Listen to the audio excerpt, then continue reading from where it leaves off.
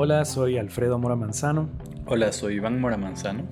y este es nuestro podcast, El Retorno de los Blackberry, episodio 7.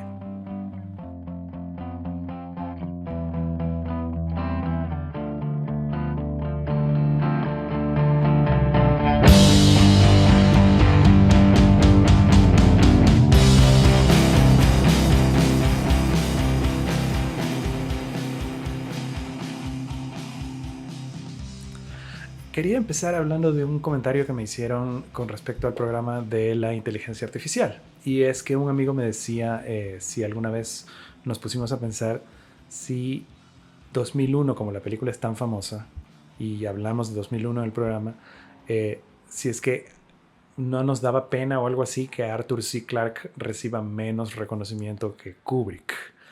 Entonces, lo que me parece interesante de eso es el hecho de que sí, muchas veces la obra de la cual se adapta es tan conocida que siempre es una obra que pertenece al autor. Bueno, es que ahí abre el tema de quién es el autor, Ah, porque por supuesto. porque en el cine el autor pasa a ser el director, pero en la tradición de la escritura y en el teatro durante cientos de años el autor era el escritor, Sí. que en el teatro también tiene mucho sentido. O sea, yo creo que en ese caso específico, Tim Kubrick. Tim Kubrick, sí. Y en la pelea, que es decir, es una pelea fatal entre Stephen King y Kubrick por The Shining, también Tim Kubrick. Tim Kubrick, aunque Sí. sí me cae súper bien Stephen King. Sí, es muy, muy raro el caso en que el autor crea que la película es mejor, pero hay casos, ¿no? Chuck Palahniuk famosamente le gusta mucho más el final de la película Fight Club que el de su novela Fight Club. Dice Es que que ese es un tremendo final. sí, Eso también es Team Pixies. sí. Para los que, digamos, no lo sepan y les pueda parecer interesante, la gran diferencia es que ¿Vas a hacer spoilers del final? Bueno, es una película que o sea, tiene es una 20 película años, que no nos tiene más de importa. 20 años y no quieren que les spoile Fight Club adelante en 30 segundos. Pero la película Fight Club termina con el proyecto Mayhem demoliendo varios edificios. Y la novela termina con que destruyen un rascacielos que cae sobre un centro comercial. Eso formalmente.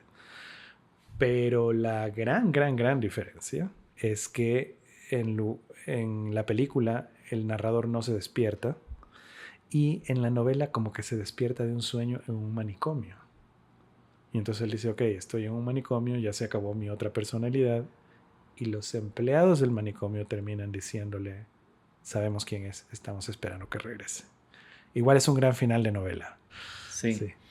Y para los que no lo sepan, existe una segunda parte de Fight Club y una tercera parte de Fight Club hechas en cómic por el mismo Palahniuk que a mí no me gustaron para nada. Pero que sí se ha hablado de que podría haber algún rato haber otra película, que eso sería emocionante, ¿no? Exacto, exacto, sí. Y bueno, ese tema es de las secuelas, precuelas, tiene mucho que ver con el tema del programa, porque los refritos o lo que se le dice comúnmente el remake ha sido una fórmula de Hollywood o del cine dominante que es básicamente cómo volvemos a hacer plata y cómo volvemos a ordeñar esta vaquita de la plata y es como volvamos a hacer esta película y en la última década hemos visto la aceleración, porque antes el ciclo era como que tenían que pasar 20, 30 años para que valga la pena que otra generación completamente diferente Vuelva a hacer vuelva, versiones, sí. vuelva a Y con ver. una tecnología que sea completamente diferente, ¿no? Luego de pronto era cada 10 años, luego cada 5 y ahorita de pronto cada 3 años y hasta que apareció el multiverso, Sí. que va a ser el tema del programa. No, ¿sabes? El año pasado, de las 20 películas más taquilleras a nivel mundial, solo 4 eran películas que no eran ni secuelas ni remakes. ¿Sabes cuáles son? ¿Cuáles? Bueno, la primera es una película china que se llama Moon Man, que no llegó a Occidente, que es sobre igual, es una película de ciencia ficción sobre un astronauta que se queda varado en la luna y se destruye el mundo y él se da cuenta que es la única persona que queda. Moon Man. Y de ahí Elvis, The Good Guys, una película animada que en cambio va a tener secuelas en algún momento. Y Bullet Train, que es esta película de acción con Brad Pitt. Malísima. Y Smile, que es una película de terror. Esas son las... Dije 4, creo que son 5. 1, 2, 3, 4, 5. Sí, 5 películas de las 20 películas más taquilleras a nivel mundial El resto, las otras 15, eran o secuelas o remakes. Claro, también conversábamos cuál es la peor secuela que has visto. Es que hay tantas El que peor son tan remake, malas. digamos, el peor remake. Remakes. Yo decía uno que es de un director como muy admirado, que es Gus Van Sant, y que es, no sabemos por qué hizo ese ejercicio formal de hacer el remake plano por plano de Psicosis. Y plano por plano es un fracaso de película. Sí. Bueno, se hacen tantos remakes que el primero que se me viene a la cabeza es el remake de Total Recall, que es, como saben, una película de los años 80 con Arnold Schwarzenegger. Una película que para ser de los años 80 y ser tan comercial era muy arriesgada, pero era una adaptación de una novela de Philip K. Dick que es increíble. El remake es un remake blando, lleno de animación 3D. Mientras la veía, y sí la terminé de ver, me preguntaba por qué esto existe. Y para continuar con el tema del programa anterior y poder entrar a este, me parece increíble esa anécdota de que Stanislav Lem, que es el escritor de la novela Solaris original, polaco, vivió más de 90 años y alcanzó a ver tanto la adaptación de Tarkovsky como la adaptación de Steven Soderbergh y odió las dos. Entonces es uno de esos, como tú dices, el asunto de las adaptaciones, podemos hacer un tema completo porque a mí me parece súper interesante. Yo quería decir que nos dijeron también entre los comentarios de que teníamos buen flow. Y eso no sé cómo tomármelo, porque yo creo que a los 45 años ya cuando te dicen eso es como con el dolor de espalda, es como que algo no combina, es como un término del diccionario Flow como si reggaetón. fuéramos raperos. Claro, Sí, un diccionario hip hop me del gusta que tu uno no es flow. parte, como hanguear, son como palabras que en el diccionario español, reggaetón español, como que no combinan con nosotros, pero bueno, al respecto de eso yo sigo sosteniendo que yo tengo que editar todas mis trabadas para no parecer Maradona, pero que edito súper poco cuando tú hablas. Entonces, pero también es porque tú ya hablabas como podcaster en las cassettes que tenemos cuando tenías 2 años. Era la época en que aprendí el abecedario y empecé a ordenar todo en orden alfabético. Claro, de mis dos hijas, la primera hablaba como bebé mucho tiempo y como con palabras que no son palabras, y en cambio la segunda hablaba como tú, o sea, como que ya hablaba como adulto cuando tenía 2 años, entonces que parecía enana en vez de bebé. Yo creo que diciendo eso podemos pasar a nuestro tema de hoy, que es un tema que igual se nos ocurrió hablando de las realidades paralelas, porque vamos a terminar hablando un poco de cine de ciencia ficción y tratar de meter algo de matemáticas, porque obviamente este es un podcast tan popular que lo que necesita es más matemática. Pues no hemos dicho el nombre del programa. No, este programa, que es el séptimo programa, se llama Los Multiversos, Creatividad o Refrito. Y nos quedan, como este es el séptimo, nos quedan 3 programas más para terminar esta primera temporada. Así que estamos muy cerca de llegar a este gran hito que nos hemos propuesto. El último programa, en cualquier caso, no sé si nos queda 1 o 3, pero el último programa de la temporada va a ser el programa Chabulafán. Claro, En el de que, todo como en de- botica. en el que literalmente le demos 5 minutos a cada tema de la temporada. Estamos en el multiverso en que nos escucha exactamente la gente que queremos que nos escuche y eso ya es... eso nos hace... A mí me hace muy feliz. Bien. Bueno, entonces este es el séptimo programa, Los Multiversos, Creatividad o Refrito.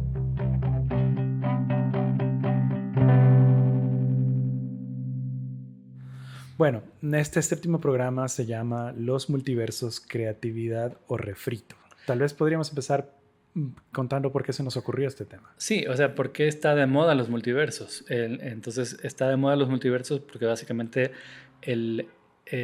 la franquicia más popular del mundo, que son en la historia, que son las películas de Marvel, con las que yo tengo muchos problemas, pero de eso vamos a hablar luego, se han agarrado ahora del multiverso para expandir su narrativa. Y como la película que acaba de ganar todos los Oscars también trata de lo mismo, es como un tema que está muy en boga, ¿no? Está muy en boga. Tal vez podríamos empezar, y ahí te doy la palabra, en como un recuento de dónde vienen los multiversos, pero desde la parte más que tiene que ver con la física. Sí, dos cosas. Primero, que cuando hablamos de universo, hablamos del universo observable en ciencia, pero cuando hablamos del universo con U mayúscula, hablamos de absolutamente todo lo que ha existido en el pasado y todo lo que existirá en el futuro. Pésimo chiste. Entonces, y luego entonces, con respecto a la ciencia, rápidamente, tres escenarios posibles. El primero es el universo burbuja, que eso quiere decir que existe nuestro universo observable y no observable, teóricamente enorme, pero que está metido dentro de una burbuja. Y fuera de eso pueden haber más burbujas con otros universos que no conocemos. Esa teoría es la que comparte Stephen Hawking, que su último paper de la vida antes de morir fue sobre los multiversos. Ahí te la dejo. Ok. El segundo es el de las membranas dimensionales. Esto quiere decir que de la misma manera en que a mí me gusta este ejemplo. Si tú juegas Mario Bros. En Nintendo y le dices a Mario Bros., oye, ¿por qué no pasas alrededor de las tortugas? Te va a decir es que no puedo ver alrededor de las tortugas porque solo tiene 2 dimensiones. Entonces es una teoría de que hay casi 9 dimensiones y dentro de esas dimensiones hay membranas y esas membranas son los diferentes universos. Esa es increíble porque justo la teoría de la relatividad y que el tiempo se pueda doblar y ese tipo de cosas que sí probó Einstein, Sí. como que abren la posibilidad a las otras dimensiones. Sí, las dos primeras interpretaciones tienen que ver mucho con lo que se llama la interpretación de Copenhague, Niels Bohr, Heisenberg. Y este tercer escenario es justo la interpretación de los muchos mundos. Y esta es la que hizo Hugh Everett en los años 50, en el que él decía, si esto ocurre en el mundo cuántico, quiere decir en el mundo subatómico, es muy probable que cada vez que hay una toma de decisiones, hay una superimposición que crea otro universo. Y esto es muy parecido a lo que pasa en los cómics. Al respecto de eso yo quería decir que Hugh Everett primero, él encontró esto a partir de lo que ya era un experimento o una paradoja que le dicen los científicos que venía siendo muy tiempo discutida, que era la del gato de... Schrödinger. El gato Schrödinger. Sí, famoso gato. El famoso gato que puede estar o no estar muerto en la caja. Exacto. Y básicamente subatómicamente era posible, pero luego el gato tenía que estar o no estar muerto, y a Everett, siendo estudiante, se le ocurrió, no, pues a lo mejor está muerto y no está muerto según a la vez. Y pero tú decías que Everett, yo tenía una confusión porque yo pensaba que el paper que hizo Everett es el que citaba a Borges. No, luego viene DeWitt, que es Bryce DeWitt, que es el que básicamente pone todo el pensamiento de Everett, que ahorita parece increíble, pero luego de proponer su teoría de la interpretación de los muchos mundos de la mecánica cuántica, Everett fue motivo de sorna de sus colegas. Se convirtió en una persona depresiva, subió de peso, se volvió alcohólico y falleció muy joven. ¿Muy joven a qué edad estamos 51. Hablando? Muy joven. Jóvenes. En la flor de la edad. En la flor, claro. En su prime. Él tenía como una igual actitud muy positiva filosóficamente al respecto de decir, primero, yo soy uno de miles de yos. Ajá. Y hay miles de versiones de mí que son más felices. Pero yo en esta versión he sido feliz.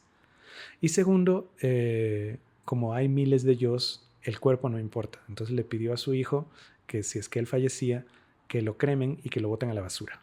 Que lo barran y que lo boten a la basura. Y eso es lo que hizo su hijo. Su hijo, cantante de la banda Eels, Mark Oliver Everett, una de mis bandas favoritas, es hijo de Hugh Everett.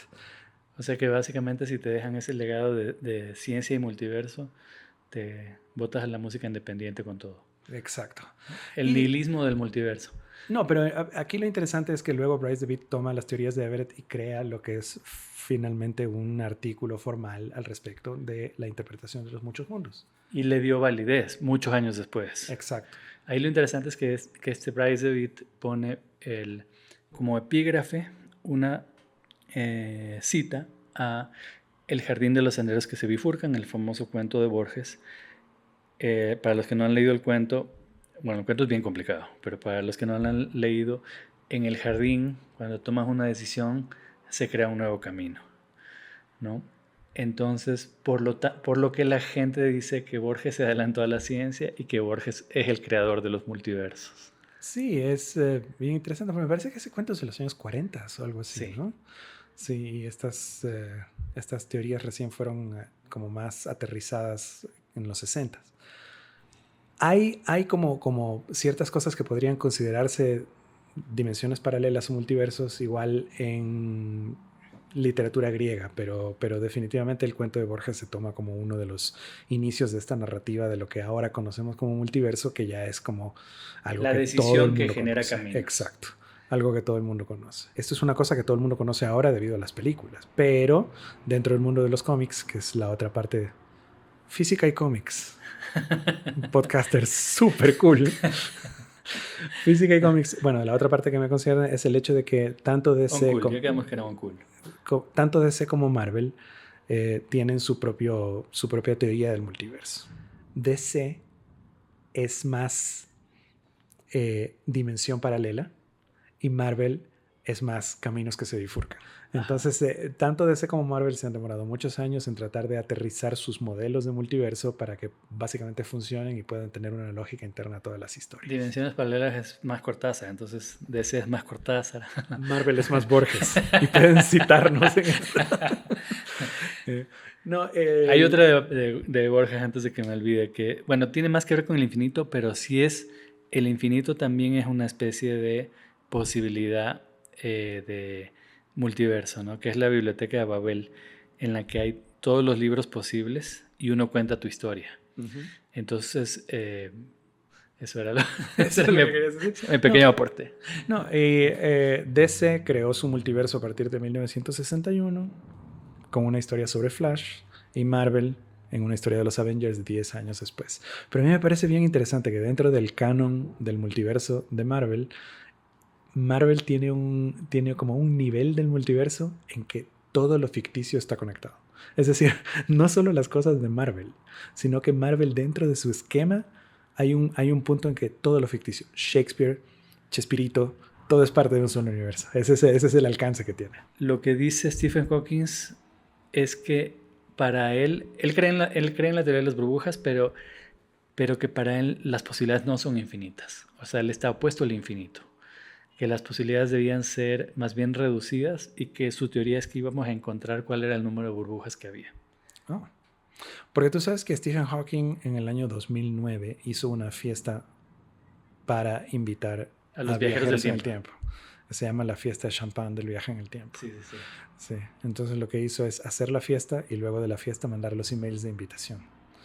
Entonces, ya que nadie llegó, la única manera de llegar a la fiesta era que te haya llegado y que viajes en el tiempo hacia la fiesta. Entonces, como uno de estos experimentos empíricos que prueban que no se puede viajar en el tiempo hacia atrás.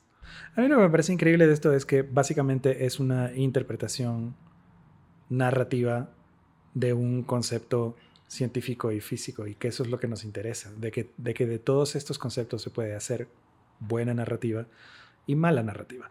Yo sé que tú tienes una visión más crítica del mundo Marvel que yo, porque yo dentro de esto, No solo de Marvel, de DC y en general de todo lo que es los superhéroes en el cine. de los superhéroes en el cine, yo también, digamos, porque también tenemos que reconocer que la mayoría de las películas son muy malas. Dentro de Marvel mismo, yo tengo que decir, como dentro desde mi campo nerd, que hay películas muchísimas malas, muchas malas, un par buenas y Thor Ragnarok. Entonces, Bueno, mi problema no es con la calidad de las películas. Yo creo que más bien en general, como tienen tanto dinero y tienen tantos, digamos, personas creativas sin escrúpulos entregando todo su talento, yo creo que más bien hay muchísimo talento y talento con plata. definitivamente. Entonces mi problema no es con la calidad, yo creo que la calidad es exorbitante. Mi problema tiene que ver, y tal vez nos podemos cambiar de tema a otro tema igual de divertido que la física y los cómics, que es la economía. Mi problema es de dónde vienen. eh, Están de moda porque es el nuevo refrito. O sea, Hollywood ha encontrado que la nueva fórmula de hacer dinero es, ya se le lo que decíamos en la introducción, que ya se les agotaron los remakes y ahora tienen que hacer multiversos, abre otra vez toda la llave para decir, tenemos otra vez todas las posibilidades, no tenemos que hacer la misma película cada 3 años, ahorita hay como volver a hacer todo lo que queramos. Creativamente es una gran oportunidad, pero financieramente también. ¿no? Sí, O sea, ya se nos estaban acabando las 20 películas de Marvel, hagamos más. Lo que quería decir es que ¿de dónde vienen las películas de superhéroes? Y por eso es mi problema más conceptual con las películas. Había el cine bélico, y que es un género que se desarrolló mucho después de la posguerra, de la Segunda Guerra Mundial estoy hablando, sí.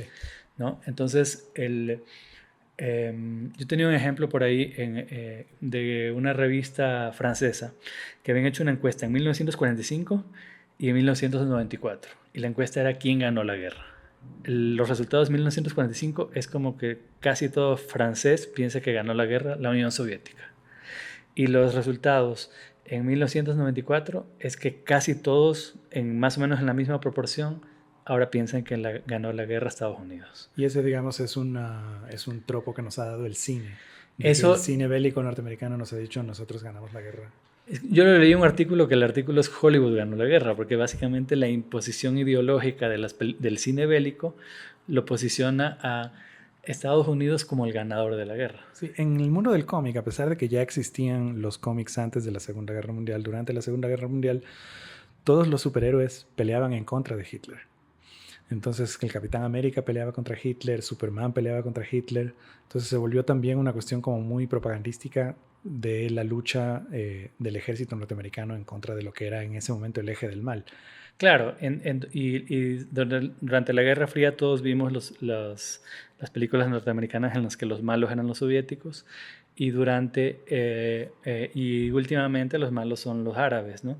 Entonces siempre Hollywood no solo se posiciona, es algo que parece obvio, pero en cambio lo que no es tan obvio es cómo esto mueve los hilos de una especie de imaginario popular y que ya construye la narrativa de buenos y malos.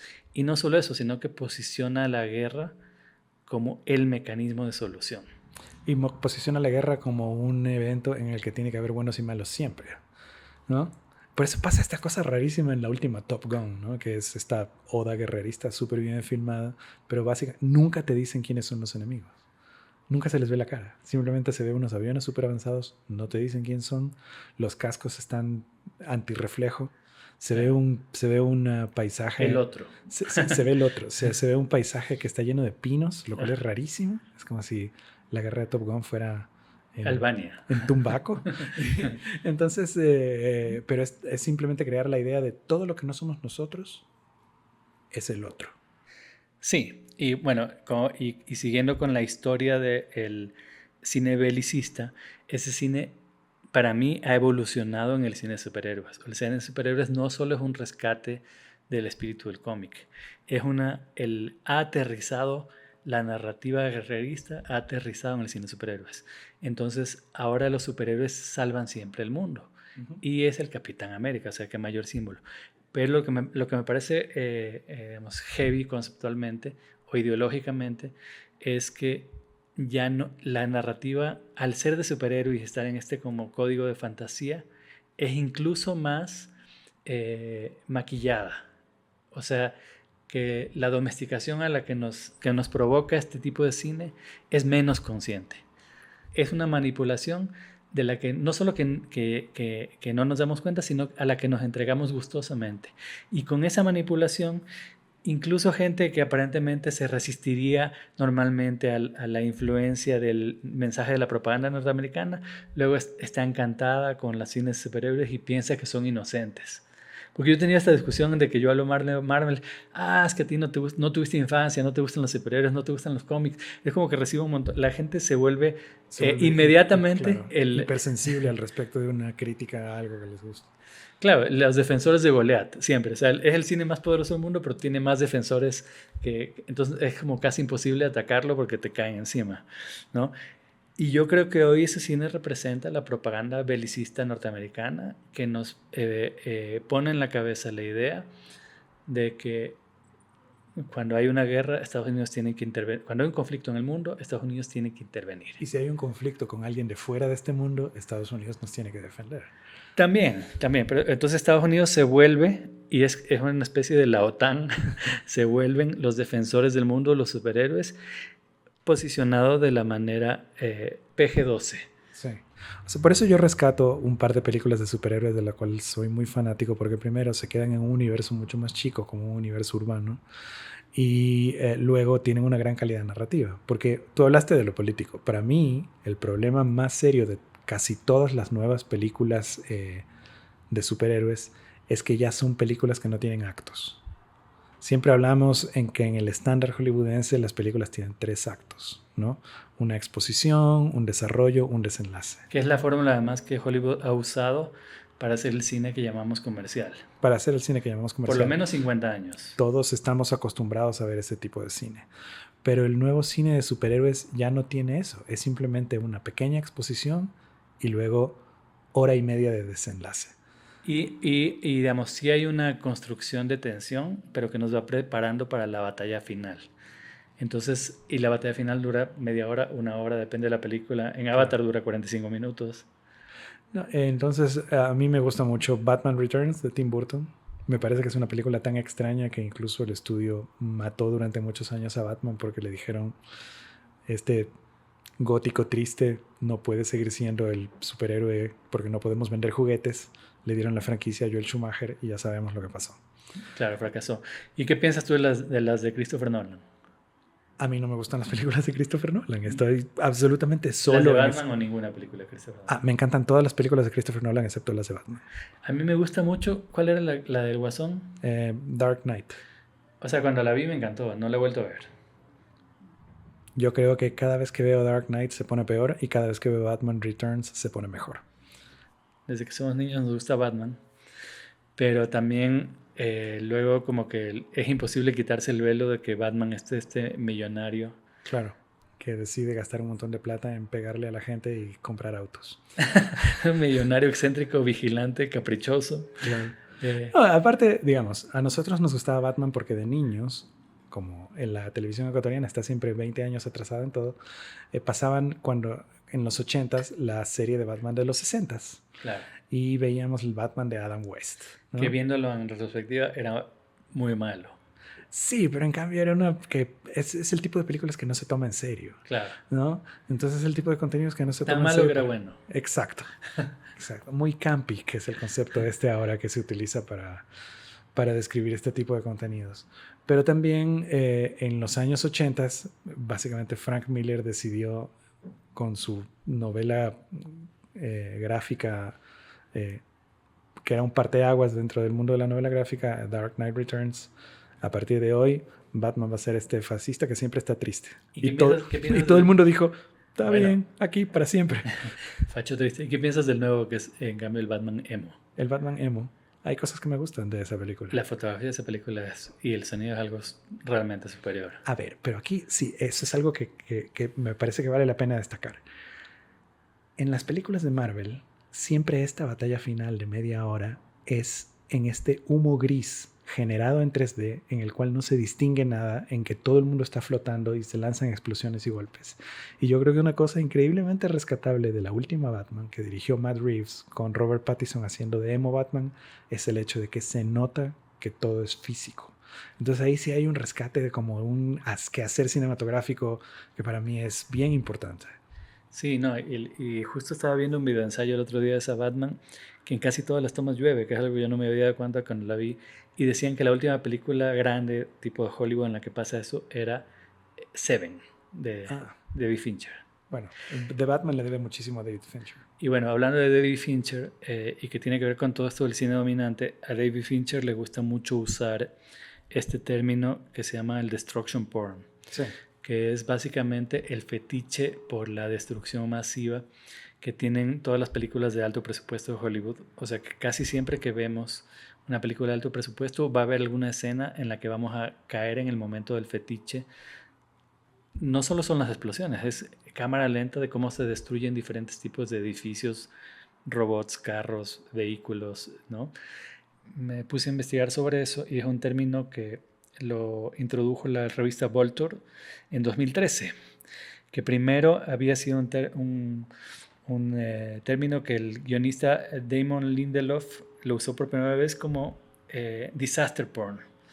Y luego lo usa un artículo Mark Graham cuando calificaba el cine de Ronald Emmerich como el cine del destruction porn. Y Ronald Emmerich Que famosamente hizo Independence Independence Day. Day, Sí. la escena en la que bombardean, o sea, cómo empieza más famosamente el destruction porn, es cuando bombardean la Casa Blanca en Independence Day, y que básicamente cuando salió ese tráiler y con esa destrucción, el tráiler tuvo un impacto cultural gigante, porque todo el mundo en Estados Unidos gritaba y celebraba con la destrucción de la Casa Blanca.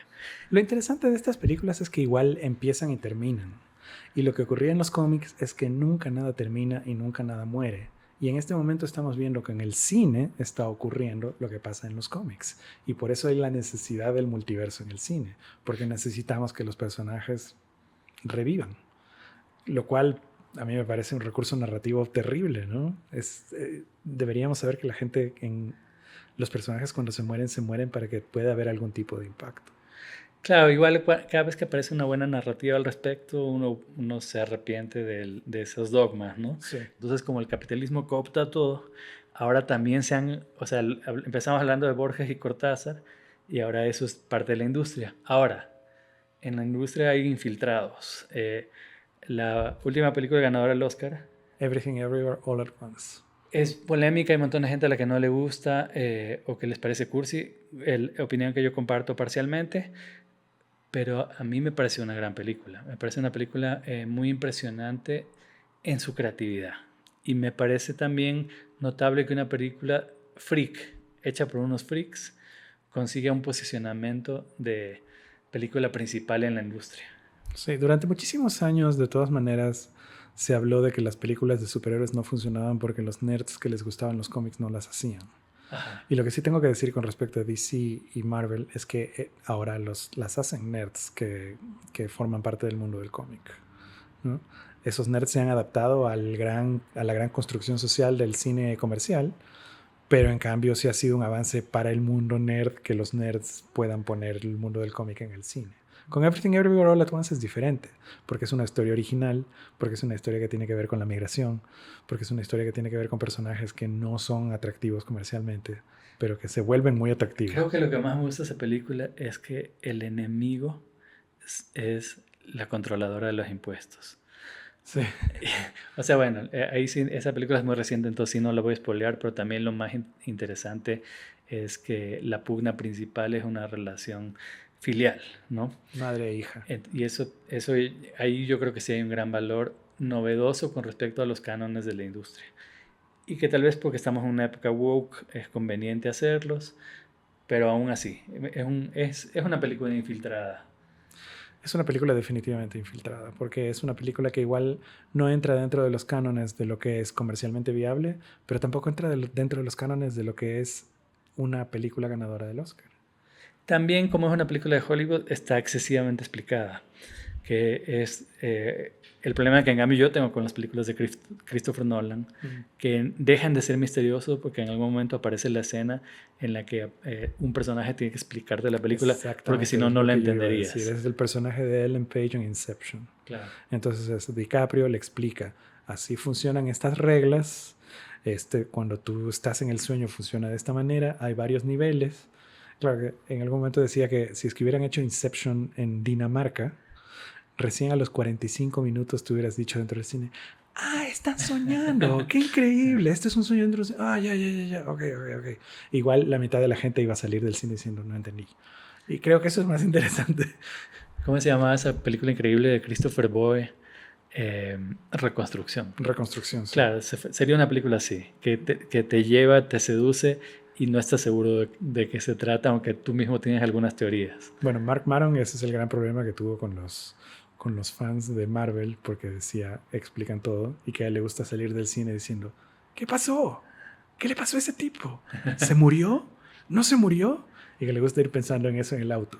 Entonces, claro, la acusación de que las películas de Marvel son películas para niños grandes.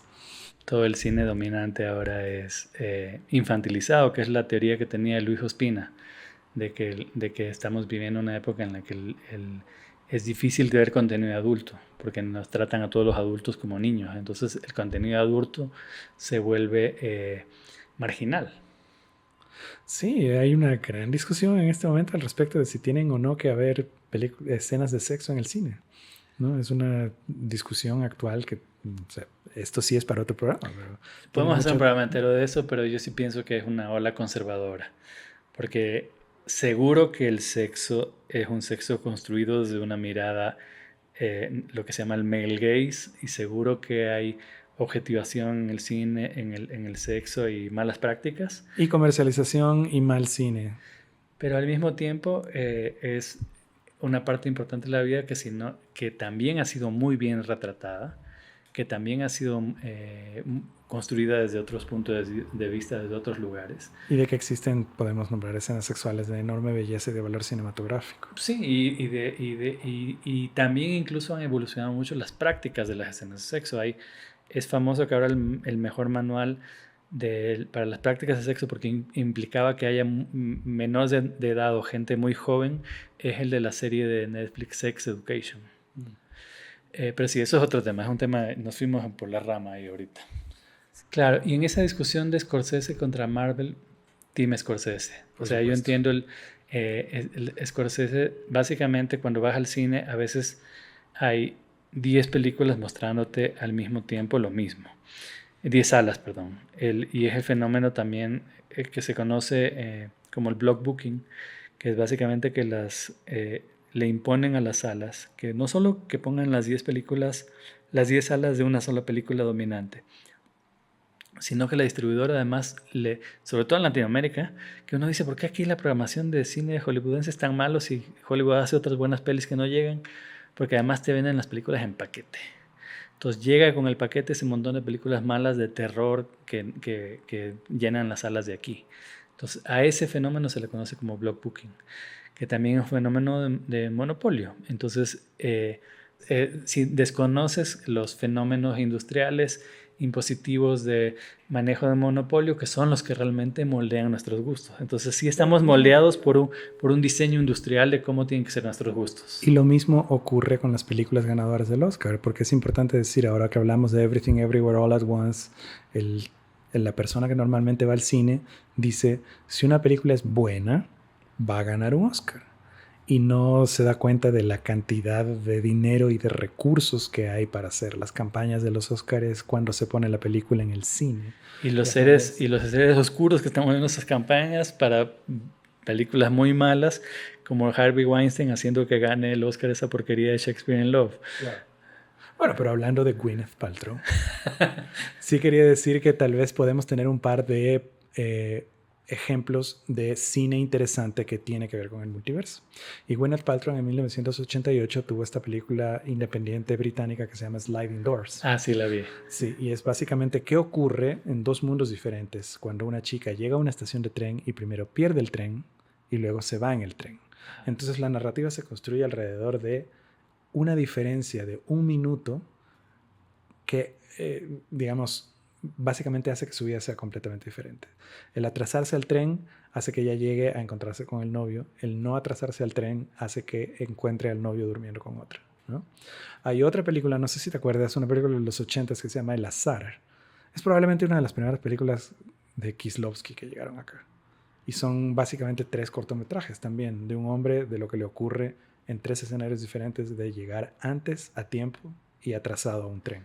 Y bueno, hay la digamos, masterización de esa historia que es Lola Rant, ¿no? Corre Lola, corre, que también es qué le pasa a Lola si corre un poco más rápido, un poco más lento, y las pequeñas casualidades, cómo moldean la historia con finales trágicos o felices, ¿no? Entonces, ya que hemos estado hablando de los recursos narrativos del multiverso, sí me parece interesante destacar una serie que nos gusta mucho a ti y a mí, que es Rick and Morty. ¿Por qué? Obra maestra contemporánea. Obra maestra contemporánea. ¿Por qué? Porque justamente la adaptación de Rick and Morty parte como una parodia de Volver al Futuro.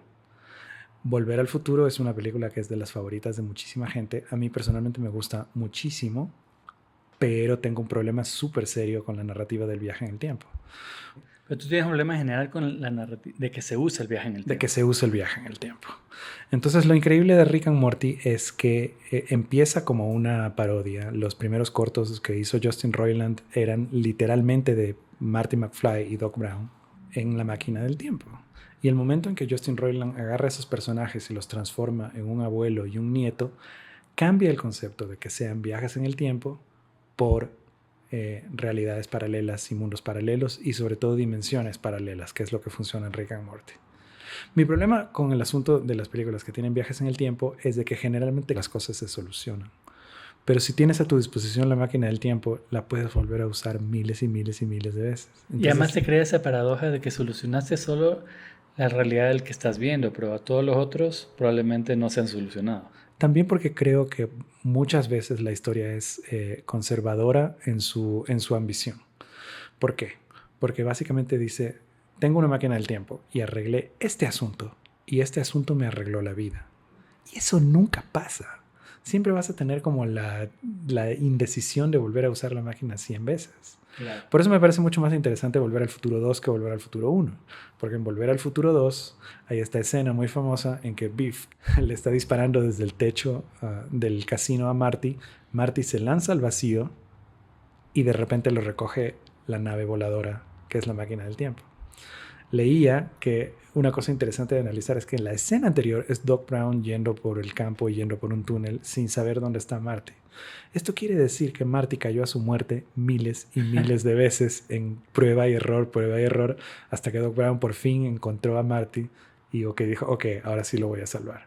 Porque puedes volver a usar la máquina del tiempo cuantas veces te dé la gana. Claro, pero el momento que te pones a pensarlo no coincide la lógica. Exacto. Y ese es el problema. Porque si viajara miles de veces no llegaría a la misma línea en la que Marty le pasó exactamente eso. Y es el problema que tiene Terminator. Y es el problema que tiene, muchas películas de viajes en el tiempo. ¿Qué película de viaje en el tiempo sí te gusta?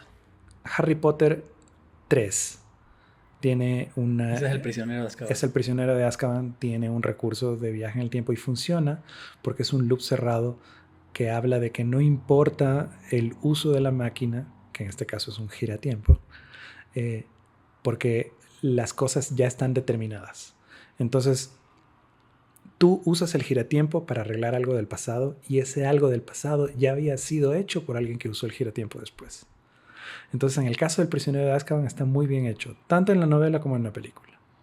Y luego es arruinado en la obra de teatro del El Niño Maldito. Que por suerte nadie ha adaptado. Que por suerte nadie ha adaptado al cine aún, porque es una cuestión de tiempo y de dinero, en que usan un giratiempo que es mucho más poderoso y tiene muchos más alcances. Harry tiene la oportunidad de revivir a sus padres y no lo hace, porque quiere que las cosas se mantengan como están, lo cual es una estupidez. Estoy de acuerdo contigo en que la paradoja en general siento que no funciona y se cae, ¿no? Pero me gustan algunas películas a pesar de esto, que son Los cronocrímenes de Nacho Vigalondo. Sí. Es como entretenimiento absurdo con el viaje en el tiempo. Y hay una película asiática que se llama Beyond the Infinity 2 Minutes, que también es muy divertida. Y una película que nos gusta a los dos mucho y que creo que tiene algo que ver con este loop temporal inexplicable, y que si te pones a razonarlo, la ciencia no resiste la ciencia, pero es Groundhog Day. Groundhog Day, que es una maravilla. Obra maestra, del loop y de la paradoja del tiempo, y que tiene también, como es un programa que habla de los refritos, tiene su refrito en una muy buena película que se llama Palm Springs. Palm Springs, que está en mi lista de las películas favoritas del 2021, si es que se quieren acercar a mi Instagram a revisar. A mí me gusta mucho una comedia romántica de viajes en el tiempo que se llama About Time. Sí. Y es una comedia romántica de viajes en el tiempo. Y bueno, había la película de culto de viaje, hablando de para mezclar el mundo de los superhéroes con el viaje en el tiempo y la comedia romántica, era esta película romántica Somewhere in Time, traducida como Pídele al tiempo que vuelva. Pídele al tiempo que vuelva, una película favorita de todas las mamás. Y en la película en la que actuaba Superman. Exacto. Y Christopher Reeve y Jane Seymour. Y esa no tenía la paradoja del tiempo, tenía un solo loop. Era un solo loop cerrado. Y por eso es que era una tragedia, finalmente. También la estoy spoileando. Es una película que tiene 30 años, se le puede spoilear. Tiene 45 años. Pero, y por otro lado, esta maravilla de Terry Gilliam, Time Bandits de 1981, ¿no? Gente que va por ahí arreglando cosas temporales. Bueno, siempre hay esta cosa que me hace reír de que la gente cuando habla de las máquinas en el tiempo decía, si yo tuviera una máquina del tiempo volvería y mataría a Hitler cuando era bebé. Para empezar, yo mataría a Winston Churchill y a, ¿cómo se llama? Henry Kissinger. Pero me parece súper raro tratar de volver en el tiempo y matar a un bebé. Sí, Otra persona decía que lo mejor era tratar de que Hitler no deje la carrera de arte, que el mundo sería muy diferente. claro, Asegurarse de que Hitler termine la carrera de arte. puede ser. Pero una película que a mí me parece muy buena de viajes en el tiempo es una película que se toma muy en serio la ciencia de viajes en el tiempo, que se llama Primer. Es una película de Shane Carruth que estrenó en Sundance hace unos 20 años. Y es una película, Shane Carruth es un matemático y él la escribió, la dirigió, la fotografió, es el actor principal e hizo la música, sin haber hecho nunca nada antes. Y compró película en 16 milímetros y fue tan eficiente el rodaje que supuestamente es rodado en 1.25:1. O sea, el 80% de la película son primeras tomas.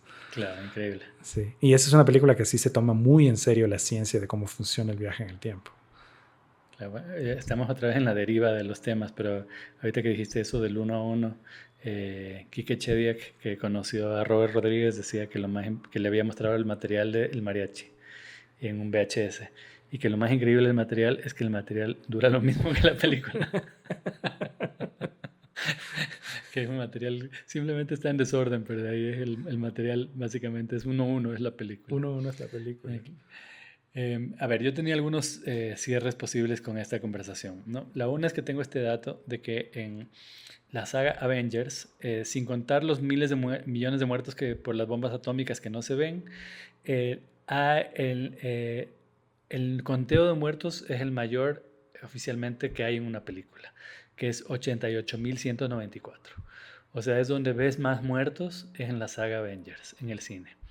Lo cual dice mucho de la construcción para mí, que, digamos, que tengo hijas y que no me gusta el moralismo de no veamos violencia, porque igual soy fan qué sé yo, Tarantino y Scorsese. de Tarantino, de Scorsese. Yo sé que la violencia es uno de los grandes motores narrativos y que hay belleza y poesía y además, ¿por qué no mostrar algo que es una energía tan fuerte del mundo, ¿no? Pero al mismo tiempo ahorita que hablábamos del sexo, es como nos educan con estos 88.000 muertos en una película que es para 12 años. Y para 12 años no puedes ver un desnudo. Entonces, esa es la moralidad conservadora que avanza y avanza en nuestros tiempos, Sí. en los que no está mal ver 88.000 muertos y sí está mal ver cuerpos desnudos. No, y también cuando estrenamos Sin Otoño hace ya muchos años, nos dimos cuenta que en Quito la censura municipal era 15 años y en Guayaquil era 16 años. Simplemente no veían la película, le ponían un año más que en Quito. O para decir, aquí somos más conservadores que en la sierra. y simplemente, no, bueno, pues eso también amarra un poco la idea del último programa del conservadurismo guayaquileño. Excelente. Ya, entonces yo creo que para cerrar, igual, siempre me ocurre que terminamos de grabar un programa y luego me acuerdo de cosas que quería decir. Así que antes de olvidarme, quiero decir que una de mis películas de viajes en el tiempo favoritas también es de Terry Gilliam como Time Bandits y se llama 12 Monkeys. Entonces, Basado en la YT de Chris Marker. basado en el cortometraje La YT de Chris Marker, si no lo han visto, está en YouTube. Es tan cuidadoso el quehacer cinematográfico que Terry Gilliam se dio cuenta de que Bruce Willis siempre hacía 12 expresiones en todas sus películas.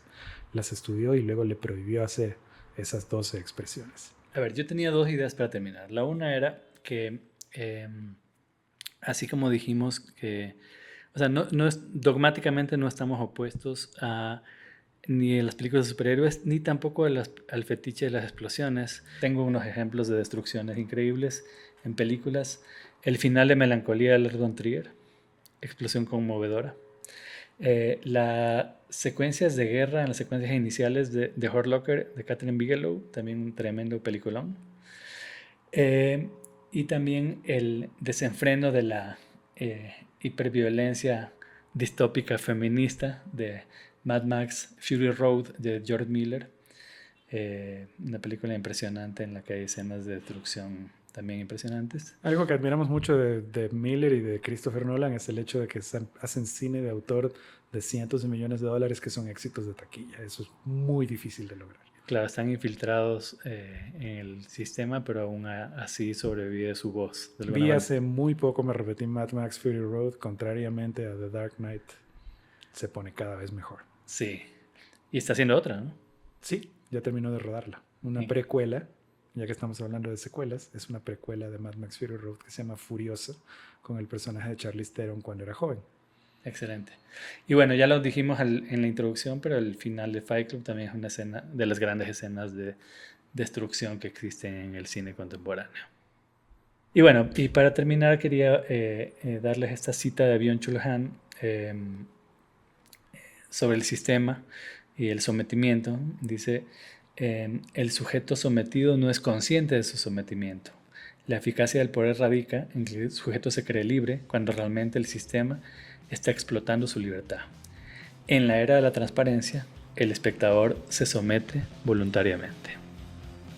Creo que es una gran manera de terminar este 7º capítulo. Nos vemos en 15 días en el 8º episodio de El Retorno de los Blackberry. Muchas gracias a todos. Chao.